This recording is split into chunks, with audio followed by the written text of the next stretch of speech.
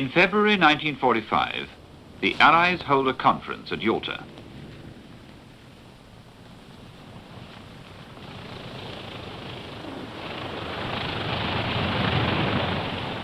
It's a triumphant Russia that greets Churchill and Roosevelt.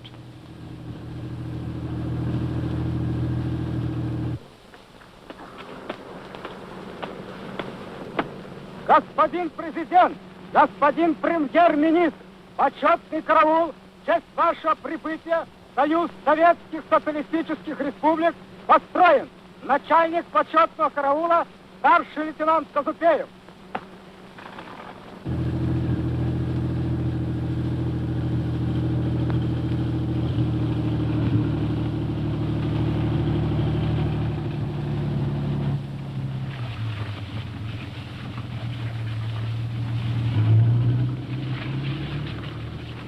Together, the Allies planned the victory. Now they must organize the peace, and that's even more difficult. Who will make the decisions? The big three alone. Churchill, the fighter. He has always mistrusted Stalin. His personal prestige is immense, but already the British Empire is cutting a relatively poor figure. It's no longer able to impose. It must persuade. Stalin, the Bolshevik. He is at the height of his power. All his life he's had to scheme and plot. Today, he is the strongest there. Roosevelt, the pacifist. He directs the most powerful country in the world, but he doesn't believe in force. About Germany, there is agreement. She will be demilitarized, denazified, and occupied. Thanks to Churchill, France will also have an occupied zone. The four powers will be at Berlin. For Europe, the bargaining is over. But what about Romania, Bulgaria, Hungary? It's agreed that they will be in the Soviet zone of influence. But for Poland and Czechoslovakia, the discussion is heated. After hours of negotiations, a compromise is reached temporarily. Roosevelt is satisfied. He has confidence in the future. But seeing his face ravaged by illness, everyone knows he has not long to live. Not long enough even to enjoy the victory. Stalin himself is very pleased. He seems to be thinking that the war isn't over yet, and the Soviet army continues to advance.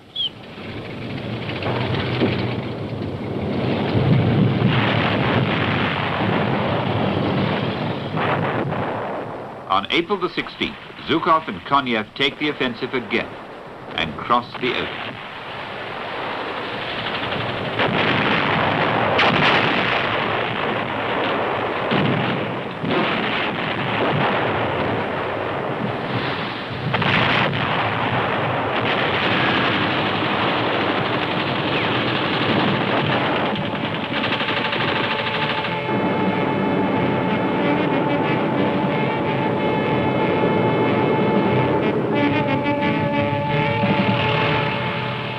In Berlin, 2 million inhabitants and 1 million refugees are terrified when they hear the news.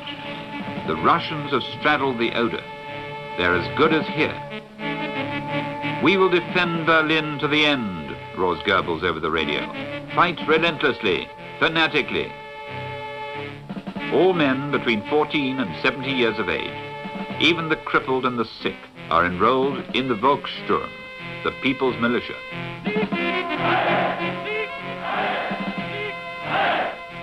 For your women, for your children, for your mothers, the Führer has said. There are not enough guns. No matter. Everyone will receive a miraculous weapon. And with this, each Berliner, man, woman, or child, will destroy his Russian tank.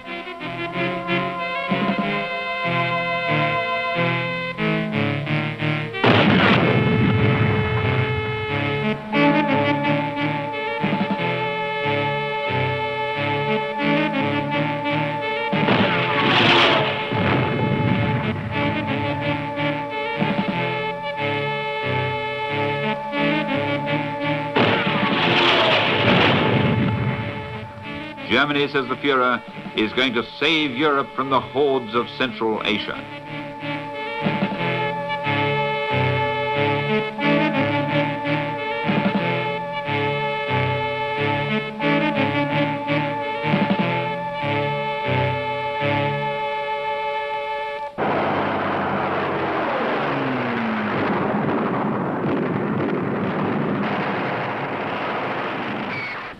In the West, 5 American armies invade Germany. After crossing the Rhine, the Americans discover a pile of ruins. There's nothing but a facade.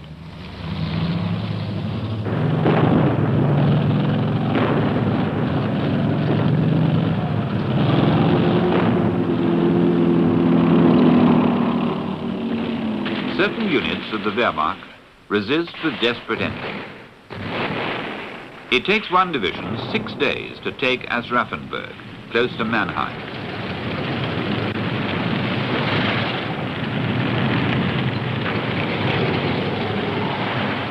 And each time, it's necessary to call on air support.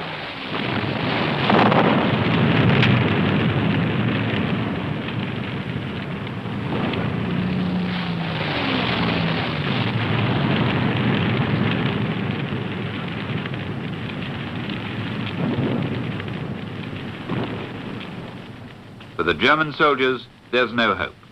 Not anymore. Neither to the east, nor to the west. So why do they continue to fight as they do?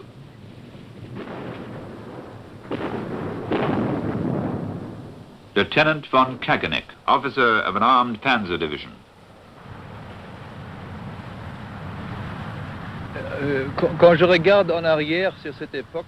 When I look back on this era, 27 years ago, I see it like a dream, like a mad dream, like a nightmare. It was an ever-accelerating disaster, like a film which unrolls faster and faster. I remember the bombardment of Düsseldorf. I remember presenting a decoration to 2 of my sub-lieutenants who had received a very high decoration for bravery in the Battle of the Ardennes. I made another speech, extolling the good old traditions, honor, pride of a German officer, and reiterated the same stupid words. It is necessary to fight for the fatherland to the last drop of blood, to the end, to the last cartridge. And people believed it. Discipline was still very strict. Et les gens le croyaient. La discipline était encore formidable, n'est-ce pas? Pressure on Germany grows ever increasingly, and the most devoted believer begins to lose hope. Soon, even the good soldiers desert, one after the other.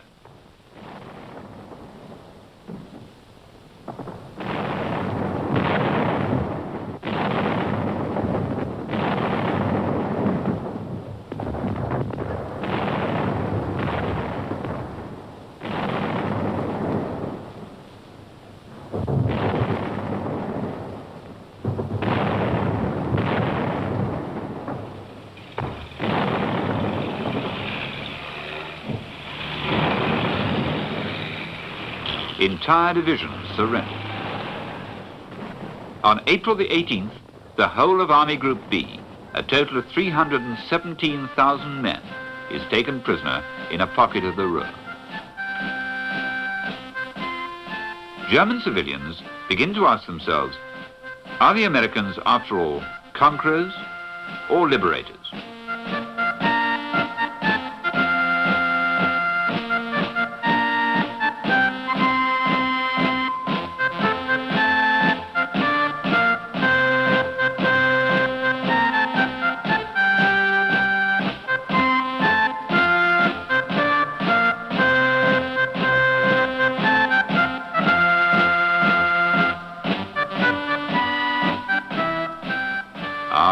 If only they were liberators, one could join with them against the Russians. General Garand even offers the Me-262 jets to the Americans. He sends one of his own pilots as intermediary, Major Wilhelm Herget. General Galland m'a demandé. General Galland asked me, Major Herget, will you try to speak to General Eisenhower? as you speak a little English. Vous parlez un peu I said, la langue. yes, General, I will try. Mon général, je veux essayer. Il voulait proposer que tous les avions... He wanted to suggest that all the Messerschmitt Me-262s should fly, with the permission of the Americans, against Russia. Contre la Russie. J'ai pris le 2 mai un Fiesler-Storch pour aller à Schleißheim. I took up a Feischler Stork on May the 2nd to Schleißheim. I spoke to a general of the 45th Infantry Division there, and he spoke to General Eisenhower. De l'infanterie, et il a parlé avec Général Eisenhower. What did the American reply? General Eisenhower. General Eisenhower said no. Et après ça, After that, the Luftwaffe was finished. On the motorway from Frankfurt to Nuremberg, the American 7th Army under General Patch advances in giant strides. This is Hitler's triumphal way, which leads to the sanctuary of Nazism, Nuremberg. But Nuremberg is in ruins.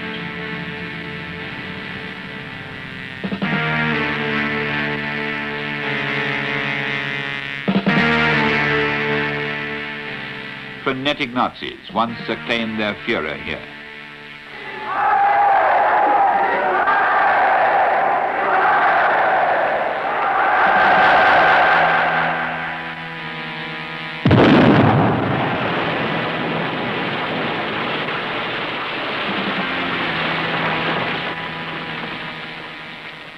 The Third Army liberates Buchenwald. A horrified Patton asks Eisenhower to come and see it for himself. Never in my life, in any circumstances, said Eisenhower, have I had such a shock.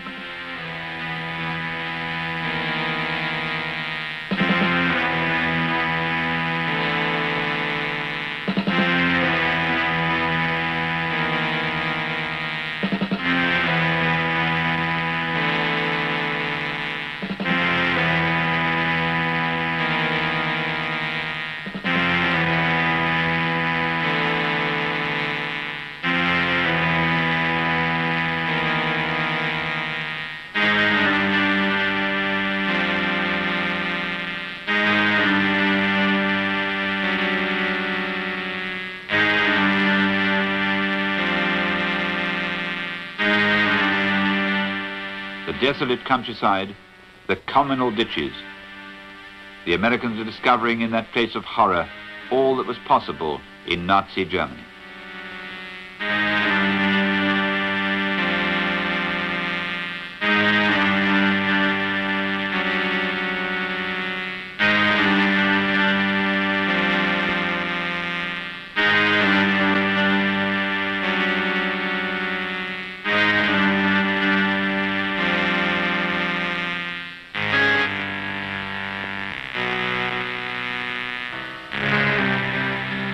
We didn't know about it, wail the Germans.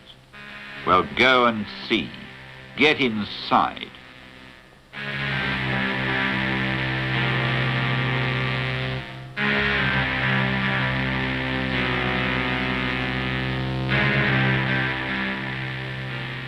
Look at the crematorial ovens.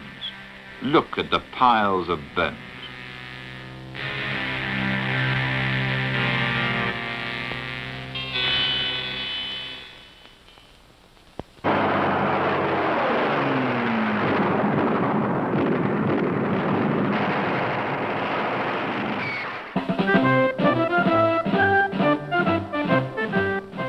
At the end of April, the First French Army, having cleaned up the Black Forest, stretches across Germany to the Rhine and the Danube.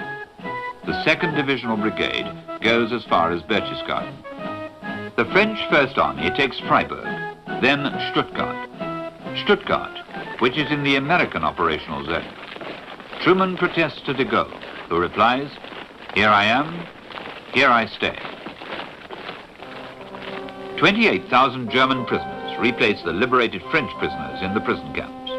For 5 years they waited for this day, never doubting that they would be freed by French soldiers.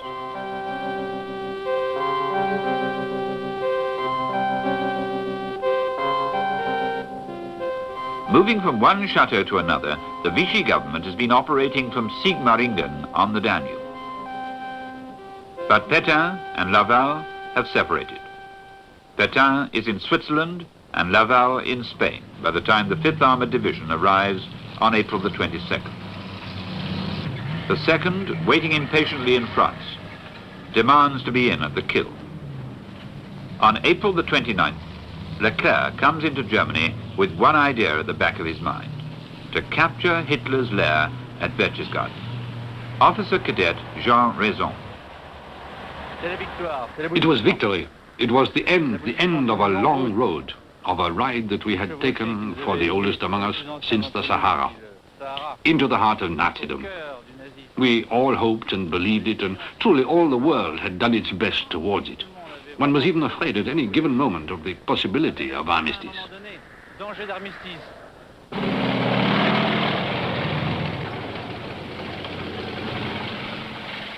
On the 4th of May, the spearhead of the 2nd took Berchtesgaden railway station. Behind a bit, close to the square, you see this train. We found the train completely closed. Sticking our noses in, as usual, some of us went to look inside. To our amazement, we found it stuffed with provisions, wines, pictures, all sorts of treasures. It was Göring's train. In the utter chaos of Germany in 1945, he had been moving his possessions from Green Hall to Berchtesgaden. With the loot that Göring has pillaged all across Europe, from the churches, from the museums, the Cranachs, the Rembrandts, the Renoirs, the Manets, and ingots of gold, tons of gold.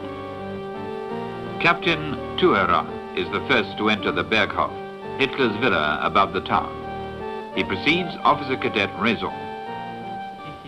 It's here exactly. This is where Hitler's villa was. You can only see the foundations, the ruins. There's not much left. Hitler had abandoned his villa, the ruins of his home, symbolic of all that was happening in Germany. The villa had been prepared for extraordinary events.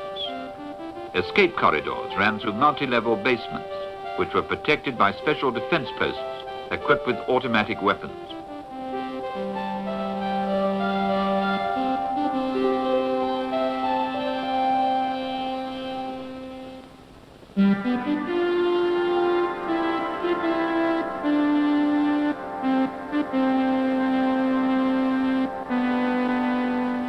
The occupants had left hurriedly, and only the debris of the master's possessions remained. No one had stayed to salvage the treasures accumulated by the conqueror of Europe. No faithful servant remained behind to greet the new occupant. The Allied troops moved through the house as if it were haunted.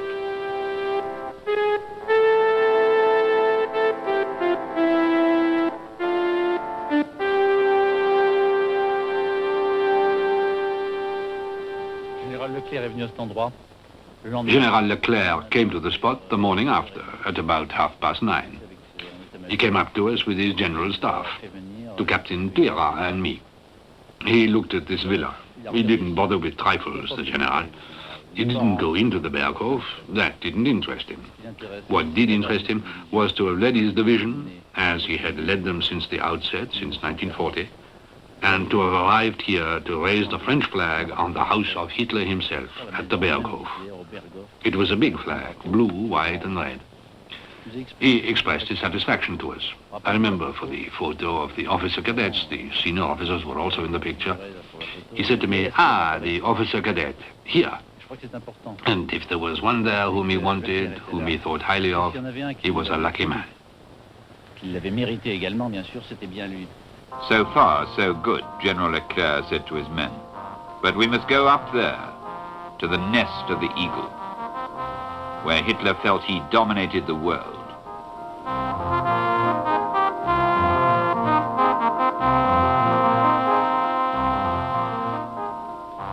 With men of the Chad Infantry Battalion, Thuera and Raison take 5 hours to scale the rock and at 6:30 p.m. they plant the flag of Free France. It was an enormous room, very pretty, with a great fireplace and a magnificent view. The cloth was laid on the table. We discussed it, and I must confess that, well, we took a few things. This is what I found and hid for 27 years at the bottom of my chest of drawers. You see the monogram, AH. Why did I take this and not the others? Well, that's how it was. We were rushed.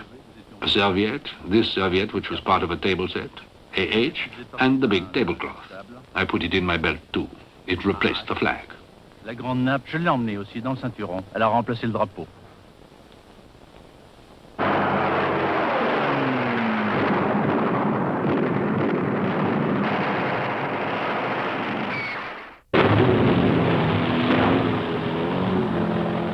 Throughout Germany, events move at breakneck speed. On April the 25th, the tanks of the American First Army reach the Elbe at Torgau.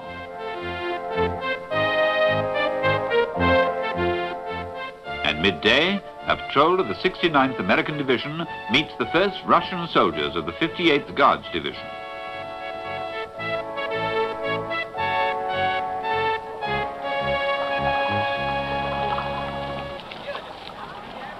In 24 hours, Torgau, an obscure little market town in Saxony, has become celebrated throughout the entire world. War correspondents, photographers, cameramen gather to record the historic event. The handshake between the American General, Emil Reinhardt, and the Soviet General Vladimir Rusakov. The handshake between East and West.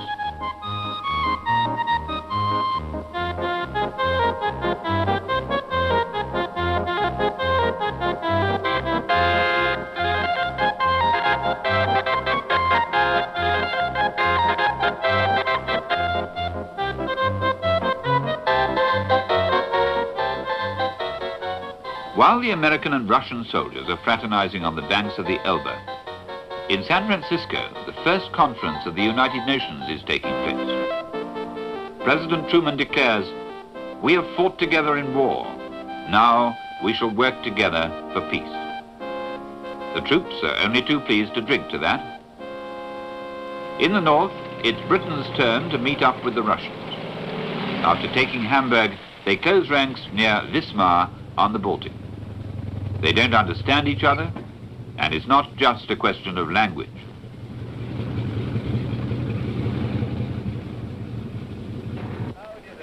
How are you, pal? You're one of Joe Stalin's soldiers, and I'm pleased to meet you.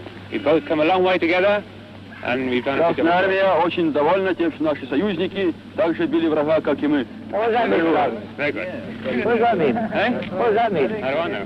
How do I? Well, we can't quit linger, but we can fight the same way together, can't we? Yes.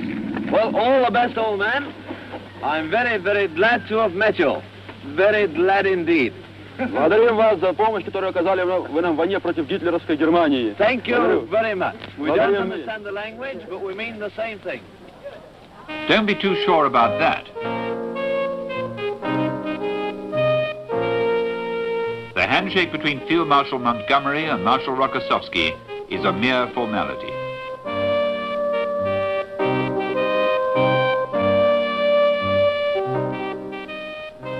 Behind his polite smile, Montgomery hides inner frustration. If only they'd listened to him, he would already be in Berlin. And if we could beat the Russians to it, things would be much easier for us in the post-war years. But Eisenhower didn't agree. He reckoned that Berlin was merely a geographical location in which he wasn't interested. Well, we were to pay very dearly for that. On the other hand, for Marshal Zhukov and the whole Soviet army, the prize of Berlin is the principal objective. For 2 months, 2 million Russian soldiers have fretted impatiently 40 miles from Hitler's capital.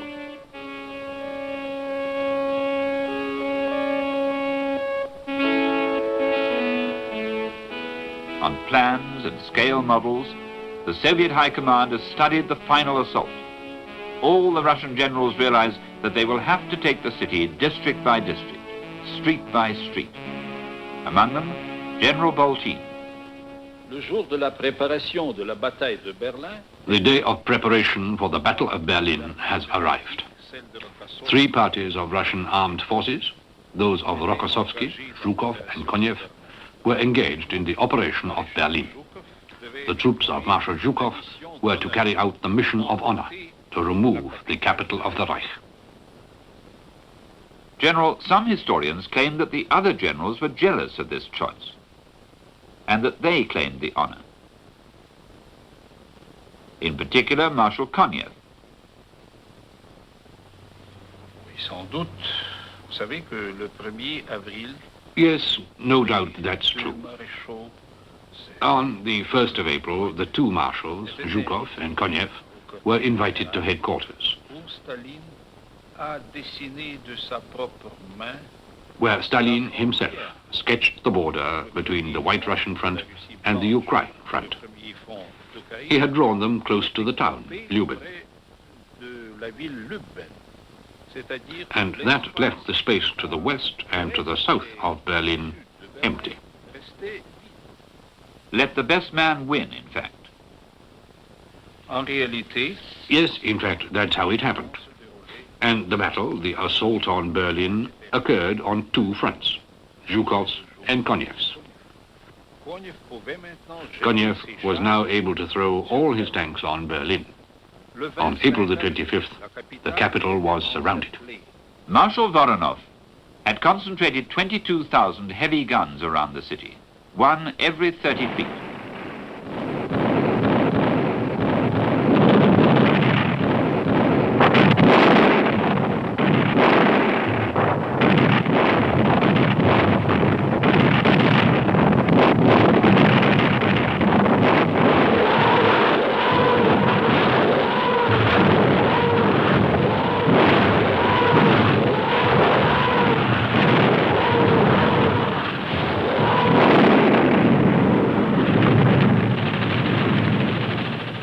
Soviet armies, 4 of them elite guards, and 3 assault formations attack all the suburbs of Berlin at the same moment.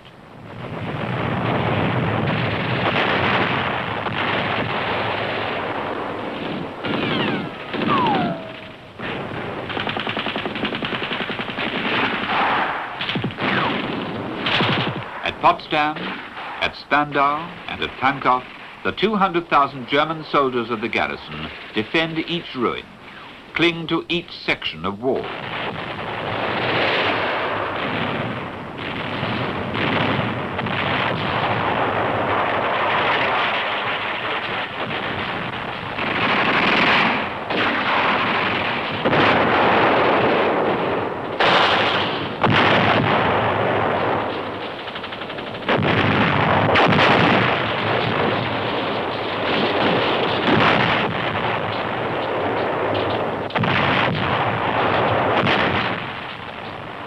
First day, it's obvious that the battle for Berlin is going to prove costly, very costly.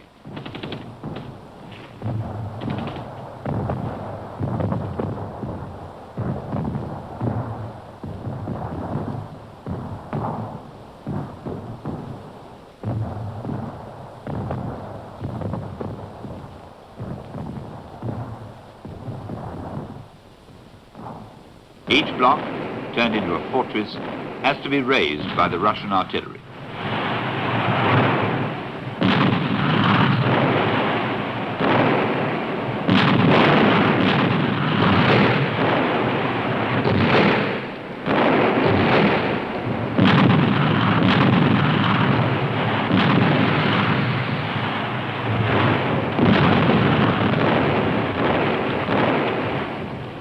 Two million civilians are caught in the trap.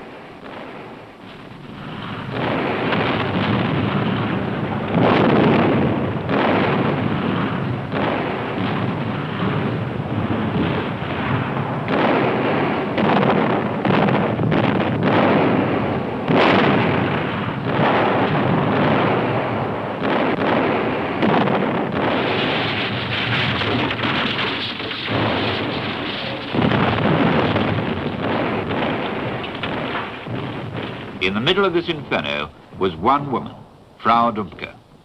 Nous étions dans We were in this cellar for 3 days. One hardly went out at all. We piled one on top of the other, and one felt that it was all near, very near.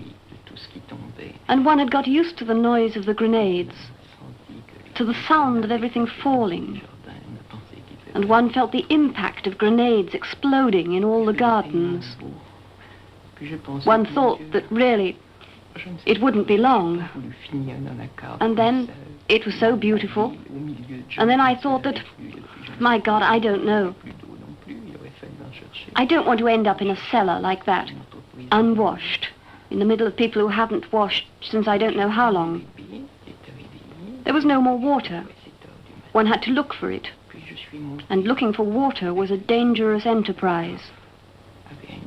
Then I took my baby, who had woken up. It was 7 o'clock in the morning. And I went up into the kitchen.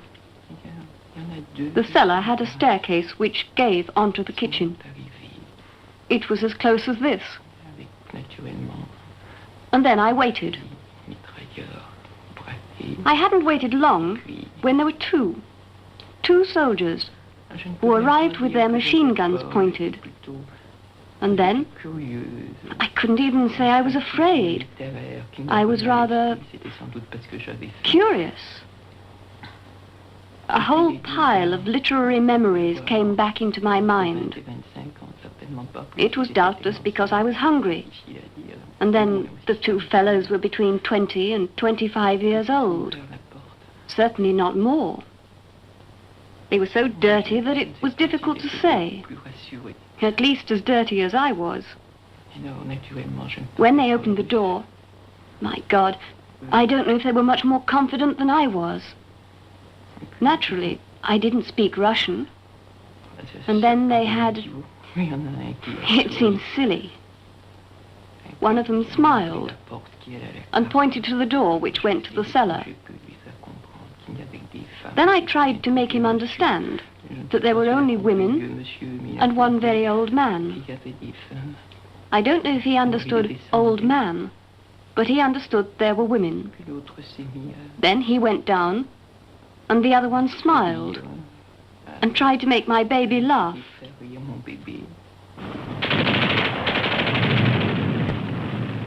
The arrival of the first Soviet soldiers terrifies the Berliners. Many cannot stomach the idea and prefer to commit suicide. Entire families kill themselves.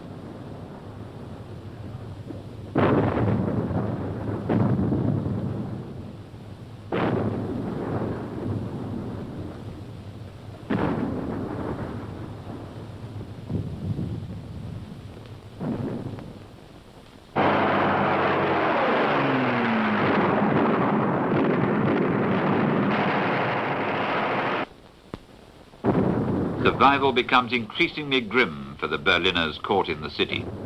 Carcasses are butchered in the street. All services are broken down, and food is the most important consideration for these civilians trapped between the fighting armies.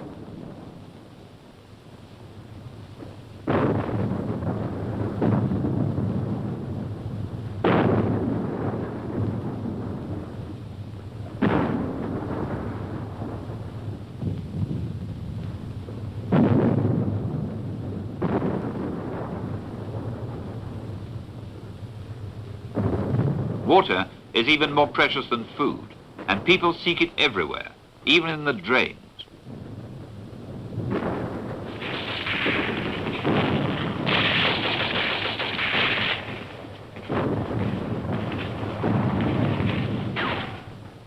April the 26th, the second day of the attack.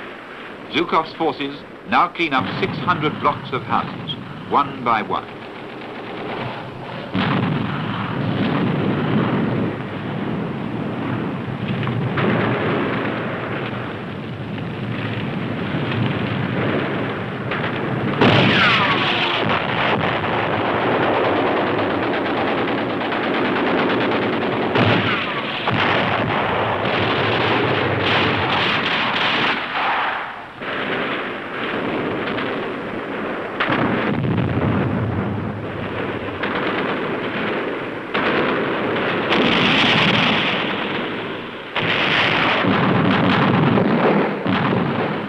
27th of April, the 8th Army, under the command of Zhukov, the hero of Stalingrad, seizes Temmelhof aerodrome, 4 miles from Hitler's chancellery. April the 28th. This is all that remains of the Third Reich, which 2 years earlier stretched from Cap Nord to Africa, and from the Atlantic to the Caucasus, a 6-kilometer square of ruins. The Wehrmacht is no more. Only pockets of resistance, like the bunker at the zoo with its underground hospital, where 29,000 civilians hunched together in the dugouts with a handful of the faithful. Goebbels, some of the SS, some Hitler Youth.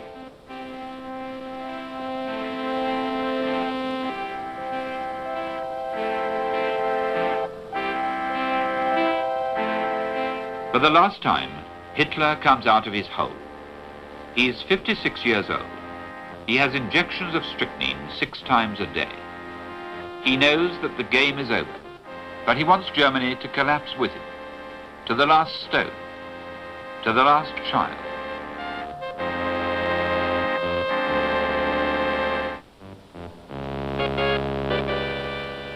His only friend comes to say goodbye to him, Albert Speer. Hitler was hardly living, really. He was almost dead. I had the impression that his reactions were not the reaction of a living man. They were the reactions of a man who is already on the other side.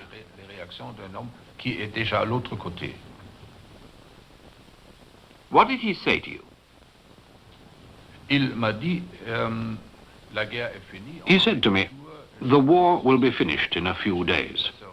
I am going to commit suicide, and I shall be very happy when things are over, because I've suffered too many setbacks in the last months, and the betrayal of my closest collaborators, and now I shall be free from all my cares."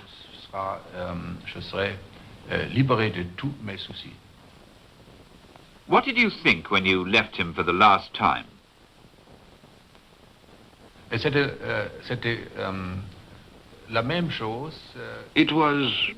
was the same when I left him. I thought he would send greetings to my family, or perhaps that he would say to me that he would wish me luck. But he was as cold as ever. I think now that he was upset because I didn't want to stay in Berlin and commit suicide with him. Here, in this bunker, on April the 30th, Hitler names Grand Admiral Dönitz as his successor, then marries his mistress, Eva Braun. At 3:30 p.m., Eva Braun poisons herself. Hitler kills his dog and puts a bullet through his own head.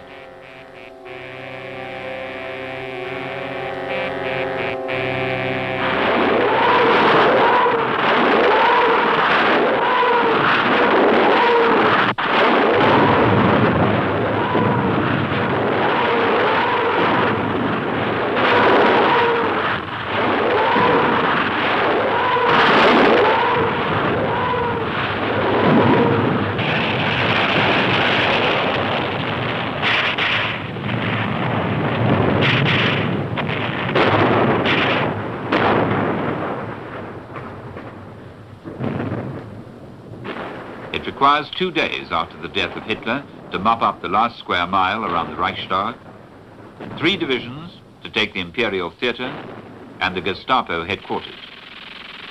3 regiments are required for the final assault on the Reichstag, where the last defenders of Berlin are resisting. There are 2,000 German soldiers left.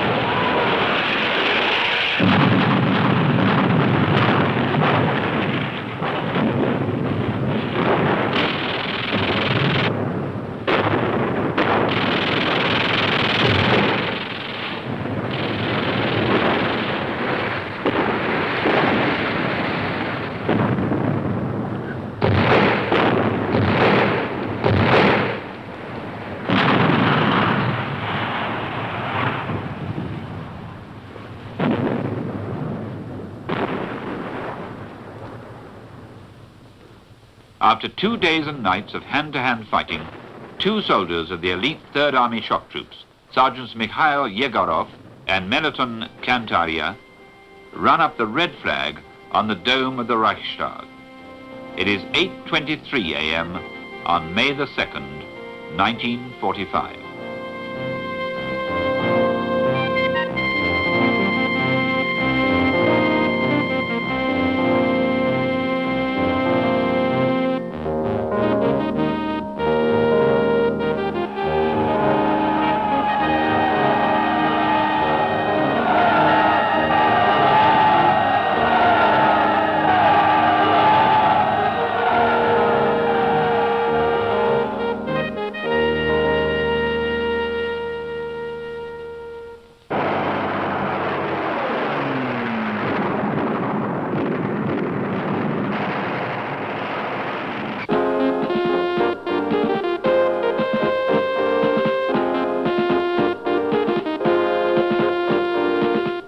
The Russians are in possession of Berlin.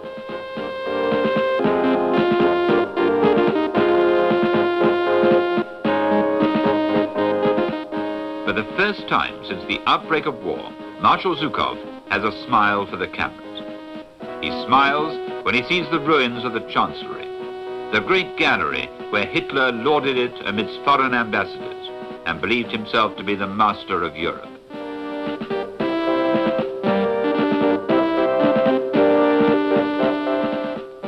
The desk where he played with the lives of millions of men.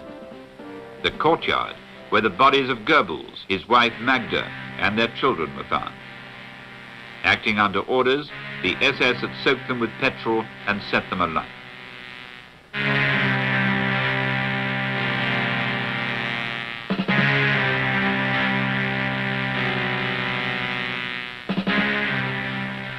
And the Führer, is that him?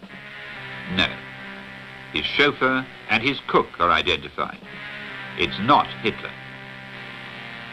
Later, Lieutenant Klemenko finds the real bodies, unrecognizable as Hitler and Eva Braun. He disinters them and takes them in 2 packing cases to the Soviet High Command. What became of them? It's still a mystery. A week later, the representatives of the Supreme Allied Command join up with the Russians in Berlin to sign the unconditional surrender. Air Marshal Tedder deputizes for General Eisenhower. In fact, the Germans have already surrendered to the 4 powers the day before at Reims at 2:41 in the presence of senior American, French, British, and Russian officers. But the Russians insist that the ceremony be repeated with them in Berlin. So, for the Germans, who tried in vain to obtain a separate surrender, there will be absolutely no doubt that the unconditional surrender includes surrender to Russia. An American plane brings Dönitz's representative, Marshal Keitel.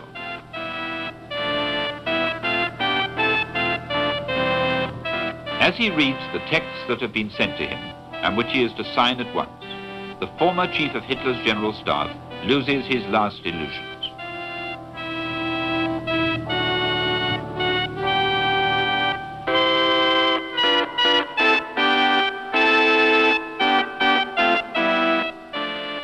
To reach Zhukov's headquarters at Karlshorst, one has to cross Berlin, 50 kilometers of ruins. Hitler once said, "In 10 years, no one will recognize Berlin." He also said, "In 1,000 years, people will still remember my name." He was right. In 1,000 years, people will still remember this war in which 50 million died. A war which is going to end here this evening. The signing takes place in a ballroom where German officers once celebrated Nazi victories. The Allied commanders are the first to enter.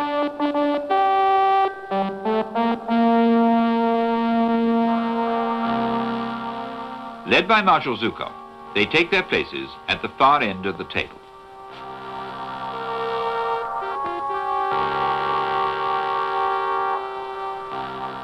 4 Allied generals are chosen to represent their country's final achievement in the fight against Nazi aggression. Air Marshal Tedder for Britain, Marshal Zhukov for the Soviet Union, General Spaatz for the United States, and General Delattre for France. These men have been designated to witness Nazi Germany's last official act, unconditional surrender.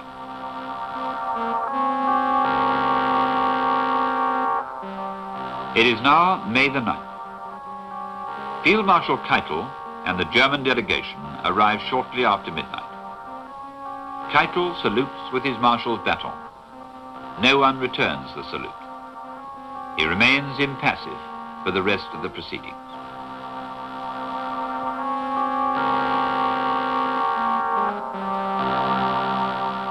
Marshal Zhukov asks Keitel if he has authority to sign the act of surrender. Keitel replies that he has and asks for a delay of 24 hours. The request is denied.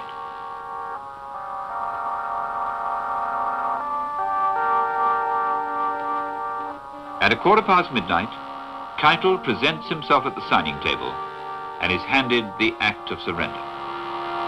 Keitel adjusts his monocle and dutifully signs the papers.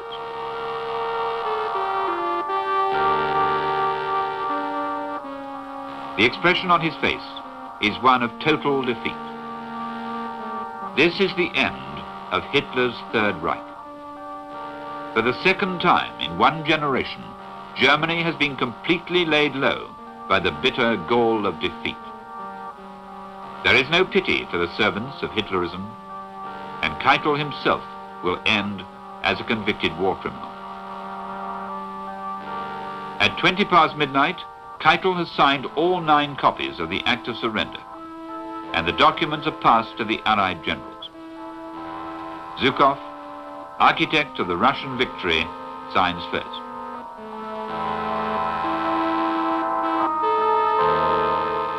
One after the other, the Allied generals endorse the formal end to the fighting that has ravaged Europe for 6 long years. The lights burn brightly in the conference room of once blacked out Berlin. The war in Europe is over.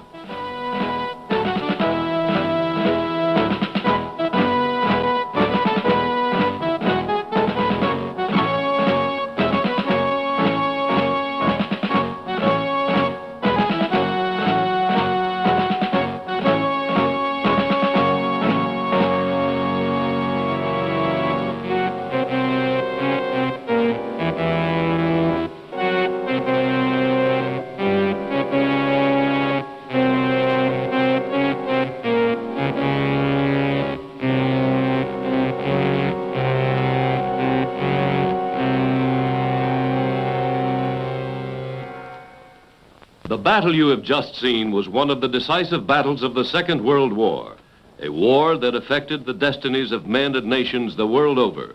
The film you have just witnessed was discovered in film libraries all over the world and painstakingly edited to show you the incredible impact these individual battles had on the outcome of this most devastating of wars. The world, thanks to these films, will never forget the tremendous effort put forth by all people included in the big battles.